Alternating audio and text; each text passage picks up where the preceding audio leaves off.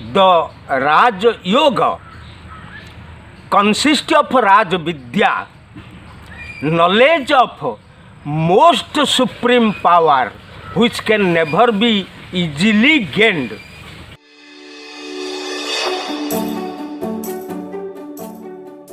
बंधुगण आपण मानक आम चैनल को स्वागत। आज आम आलोचना करवा गीतार थिबा जोग रहस्य मध्य राजविद्या राजगुज्य जोग। ये राजविद्या और राजगुज्य कौन एक आम जानापी प्रथम सार को स्वागत करवा। ता पूर्व आपण मानक आउ थे मु सूचना दूची जे आपण मैंने आम चैनल को सब्सक्राइब करंतु एवं बेल आइकन को दबातु, लाइक करंतु, शेयर करंतु। तापर आमर समस्त तथ्य आपण मान पाखे सहजरे पहुँची पार। सर आपन को स्वागत। धन्यवाद।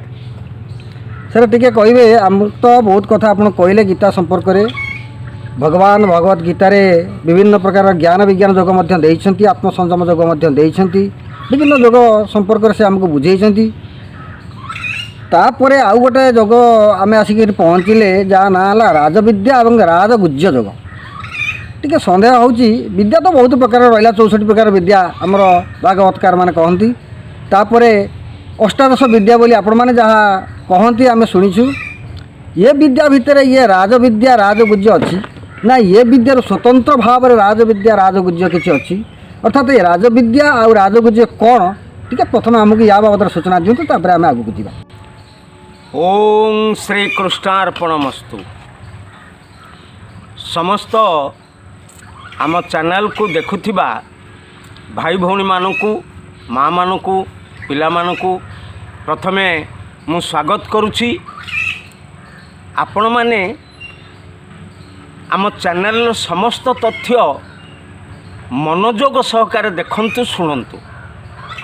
ता फल कौन हम ना आमको वर्तमान आम भीतर को आसुथिबा जतिकी प्रश्न श्री गीतांक संपर्क रे भगवान को बाणी संपर्क रे जहाँ जहाँ प्रश्न आसवा कथा आम ताहा उद्यम करिक तार समाधान करूँ।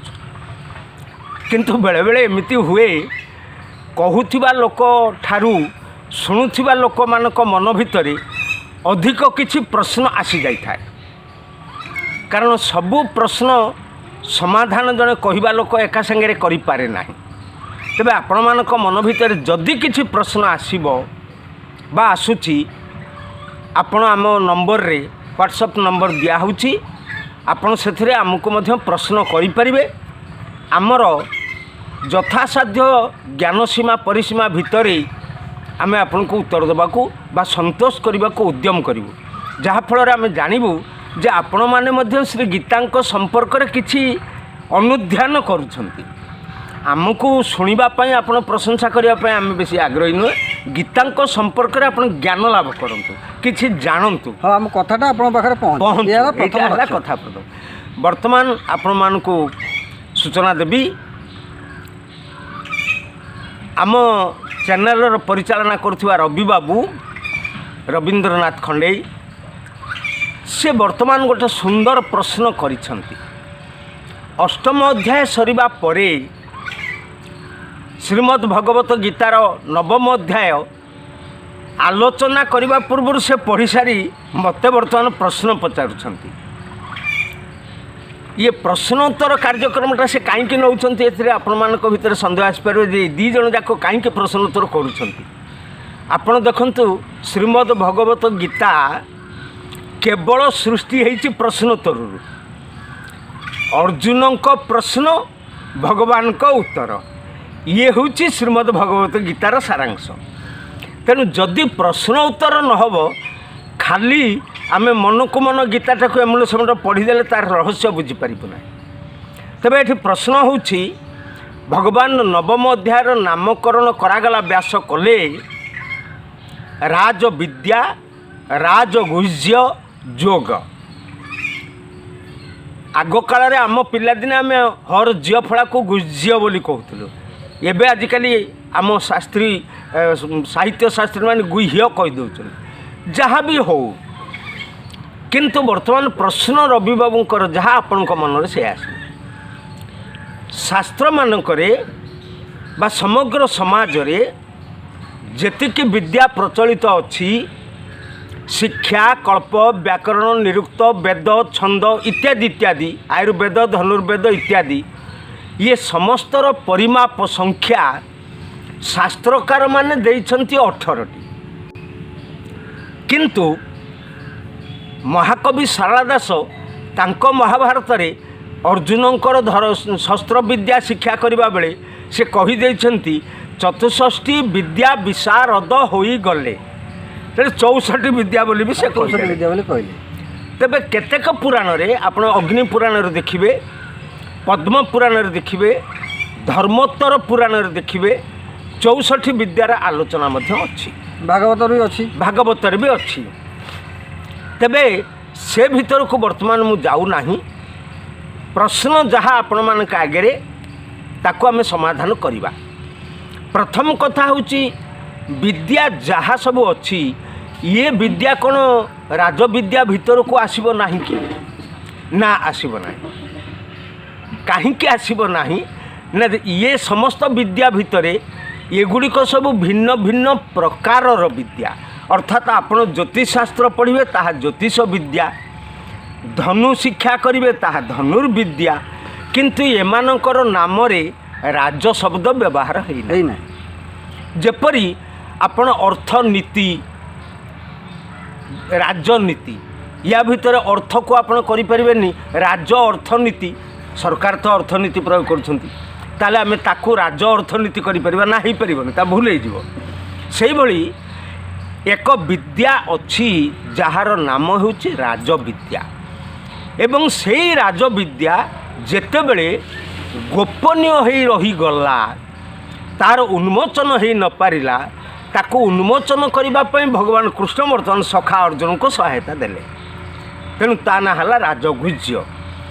ये आपण मान भितर प्रश्न आसी पारे राज शब्दर अर्थ कौन राज शब्द राजा नुहे एठी राज शब्दर अर्थ होची रुजु रु रु जो पूर्व काले रु रु पढ़ाउतला रुजु धातु रु राज होईची और प्रयोग होईकी रुजु अर्थ होची जहा दक्षता ग्रहण योग्य अर्थात जेकोसी कार्य जो दक्षता मनुष्य को सर्वश्रेष्ठ आसन में पहुँचे देव से जगार रुज धातु व्यवहार करा जाय परिबो। तेणु एठी राजविद्या कहिले सर्वश्रेष्ठ दक्षता को स्वीकृति दे पारुथिबा विद्या को कुहाजिबो। दि सुप्रीम आम इंग्रेजी रे आजिकल बेसी छुआ माने इंग्रेजी कहले कथा कथा कौन कौन इंग्रेजी रे कहि दउछंती भाई कौन करबा पजल हे गली ए सब चली तबे इंग्रेजी भाषा रे आपन को गोटे धाड़ी मु कहबी जहाँ को विवेकानंद कहिछन तांका राजयोग रे विवेकानंद कहिले the Rajayoga consist of Raja Vidya knowledge of most supreme power which can never be easily gained. जो शक्ति सबुठारु सुप्रीम शक्ति सबुठारु श्रेष्ठ शक्ति अर्थात ब्रह्म शक्ति से विद्या ताकू जानिबा पई जो उद्यम आवश्यक रहुछि से उद्यमर अन्य नाम होछि बा ताकू ग्रहण करिबा पई जो प्रोसेस रहुछि शिक्षा रहुछि से शिक्षार ना होछि राजविद्या। आउ गोटे शब्द एठी आसिला राजगुज्य ये गुज्य शब्दटा यार व्युत्पत्ति होछि गुह ज्य फला आरंभ होइछि अंत्यज होइछि।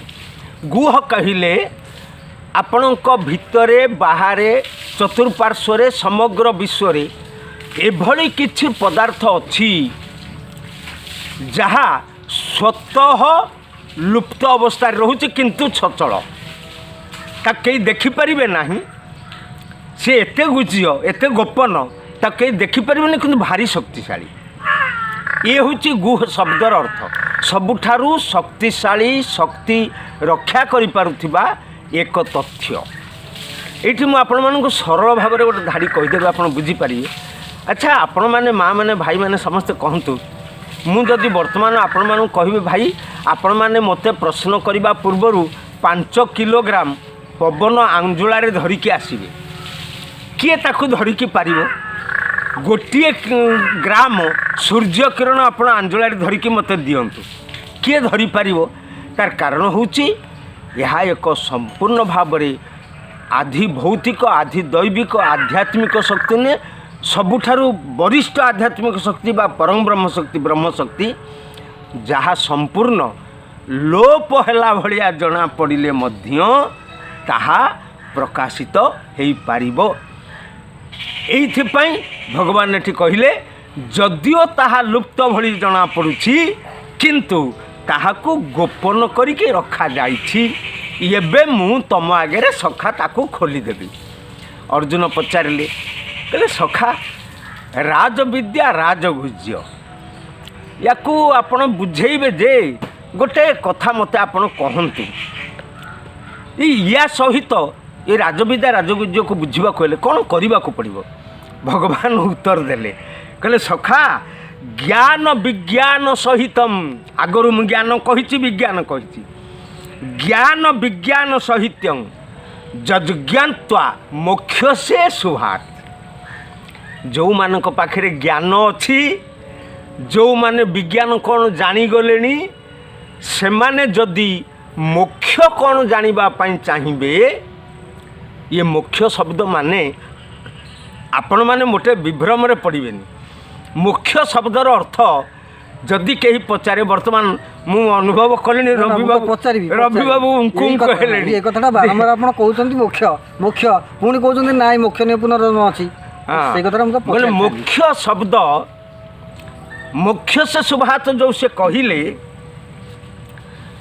एठी मोक्ष से पाखरे गोटे अधा खंड अकार अछि गीता रे मोक्ष से अशुभात अर्थात समस्त प्रकार बाधा विघ्न अशुभ या भितरु दूर हवा पाई तुमको मोक्ष ग्रहण करने को पड़ो। मोक्ष कौन तार मूल शब्दटी तार व्युत्पत्ति होची मोह मोह धातुरे अ एवं लेप प्रयोग है फल यह मोक्ष ज प्रयोग होगी मोक्ष होती। मोह अर्थ होची आम भितरे बाहरे थिबा समस्त प्रकार आसक्ति सहित आमे जड़ित आसक्ति रे जड़ित हेबाकू मोह धातु कहा जाए। तेणु आमे जेतेबेले मोक्ष चाहिबू कौन चाहिबू ना सेतेबेले जो जकार युक्त हैला ताहा हेउची एठी जकार युक्त करागला मोह शब्द धातु सहित कहीं ना त्याग अर्थ रे आमे एगुड़िक सबू जेतेबेले त्याग करिबू जेमिति त्यज ज त्याग सेमति मोह ज मोक्ष जेतेबेले आमे ताकू त्याग करिबू सेतिक बेले आमर मोह दूर होइजिवो। मोक्षर प्रकृत अर्थ हेउची मोह क्षय। मोह माने मो घर मो संसार मो छुआ पिला ये गुड़ाक मोक्ष नुहे याकू मोह कह ये मोह नुह ये कहीं मोह नुहे आपण मैंने टिके धीर स्थिर भाव में याकू चिंता करंतु। अच्छा आपण मैंने कहे जे सारे आपण प्रवचन दौरान आम गीता कथा शुणाऊँच गुप्त रहस्य बुझाऊँच आपण कौन केबे कहती ना ये सार्ट कहार ना यहाँ मोर आपण कहती ये घर कहार ना यहाँ मोर कहबेनी ताहले आपणकर कौन मोह ना आमर खाली मोह तुटेवाई आप प्रवचन दौरान ना भाई माने माँ माने मोह सेया नुहे मोह प्रकृत रे सेया नुहे। मोह होची कौन ना जेतेबेले मुकार व्यतीत अन्य कौनसी कथा को आमे विश्वास को नबू नाही। अर्थात मुझे आपको छोटिया उदाहरण दूसरी रबाबू कहे सार यही गोटे आगे आम आगे गोटे अच्छी जिनस यहाँ हूँ गोटे गछ मु कहबी ना यहाँ गछ नुहे मु कहूँ यहाँ गछ नुहे एटा मनीष या भितरे मुकार शब्दर जो आसक्तिपूर्ण अहंकार आसला यही हूँ मोह। मनीष अहंकार सहित जो आसक्त हो जाए सेतेबेले ताकू मोह ग्रास करे। से मोहटा को दूर करने भगवान भी संसार भाई थिला भगवान भी 8 जन स्त्री को विवाह करते भगवान श्रीकृष्ण रुक्मिणी सत्यभामा कालिंदी मित्रविंदा प्रभृति विवाह करते अर्जुन भी संसार थिला ଧୃତରାଷ୍ଟ୍ରଙ୍କର ବି ଥିଲା, ସଞ୍ଜୟଙ୍କର ଥିଲା, କିନ୍ତୁ ସେମାନେ ଏଇ ମୋହ ଭିତରକୁ ଆସିବା ବ୍ୟତିକ୍ରମ ଥିଲା। ଅର୍ଥାତ୍ ଦୁର୍ଯ୍ୟୋଧନ ଯେଉଁ ମୋହ ଭିତରେ ପଶିଲେ, ଯେଉଁଥିପାଇଁ ମହାଭାରତ ଆରମ୍ଭ ହେଲା, ଗୀତା କଥା ହେଲା। ଅର୍ଜୁନ ବର୍ତ୍ତମାନ ଯେଉଁ ମୋହ ଭିତରେ ଅଛନ୍ତି, ଭଗବାନ କହିଲେ ସଖା, ମୋ ମାମୁଁ, ମୋ ପିଉସା, ମୋ ମଉସା, ଇଏ ସବୁ ତୁମର ମୋହ ନୁହେଁ, ଇଏ ସବୁ ତୁମର ମାନେ ଆସକ୍ତି, ଇଏ ମୋହ ନୁହେଁ, ଇଏ ମୋହର ଉର୍ଦ୍ଧ୍ୱକୁ ଚାଲିଗଲା। ତମେ ମୋକ୍ଷଠୁ ଦୂରେଇ ଆସିଲ, ମୋର ଶବ୍ଦର ଅତି ଗୂଢ଼ତର ଆସକ୍ତି ଭିତରକୁ ପଶି ଯାଉଛି। ୟାକୁ କାଟିବାକୁ ହେଲେ ଆମକୁ ପ୍ରଥମ କଥା ହେଉଛି ଭଗବାନଙ୍କ କଥାରେ ସେ କହିଲେ ୟାର କାଟିବାର ଉପାୟ କ'ଣ? ରାଜବିଦ୍ୟା ରାଜଗୁଜ୍ୟମ୍। ୟା ପାଇଁ କେବଳ ବାଟ ହେଉଛି ପବିତ୍ରମିହ ବିଦ୍ୟତେ। ଅଛି ଗୋଟେ ରାସ୍ତା, ବିଦ୍ୟତେ ଅଛି। କ'ଣ ସେ ରାସ୍ତା? ନା ସେ ରାସ୍ତାଟା ଅତି ପବିତ୍ର। ଇହ ଏ ଜଗତରେ ସେ ରାସ୍ତାଟା ପୁରା ପବିତ୍ର। ସେ ପବିତ୍ର ରାସ୍ତା କ'ଣ? ନା ରାଜବିଦ୍ୟା ରାଜଗୁଜ୍ୟ। এইটি ଆପଣମାନେ ଯାହାକୁ ଚିନ୍ତା କରିବେ ଯେ ପୁଣି ବର୍ତ୍ତମାନ ମୁଁ ଅନୁଭବ କଲିଣି, ପଚାରିବେ ହେ ପବିତ୍ର ରାସ୍ତାଟା ରାଜବିଦ୍ୟା ରାଜଗୁଜ୍ୟ ଯଦି ହେଲା, ଆମକୁ ଟିକେ ସରଳ ଭାବରେ କହୁନାହାନ୍ତି ଗୋଟେ କ'ଣ ସେ ବାଟଟା କ'ଣ? ଆମେ ତ ସଂସାରୀ ଲୋକ ନା କ'ଣ ରବ? ଏଇଟା କଥା ତ ମୁଁ ରହୁଛି। ନିଶ୍ଚିତ ପଚାରିଥାନ୍ତି, କିନ୍ତୁ ସମୟ ଟିକେ ଅଧିକା ହେଲାନି ବୋଲି ମୁଁ ଟିକେ ଅଟକି ଯାଉଛି ଆପଣଙ୍କୁ। ତେବେ ମୁଁ ଆପଣମାନଙ୍କୁ ୟାର ପ୍ରକୃତ ସରଳୀକୃତ ଭାବରେ ମୂଳ ରହସ୍ୟ ନିଶ୍ଚିତ ଜଣାଇଦେବି। ଏବେ ଆପଣମାନେ ଅପେକ୍ଷା କରନ୍ତୁ। ଧନ୍ୟବାଦ।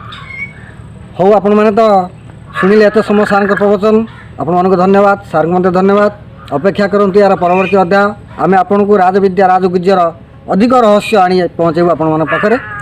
ରହୁଛି।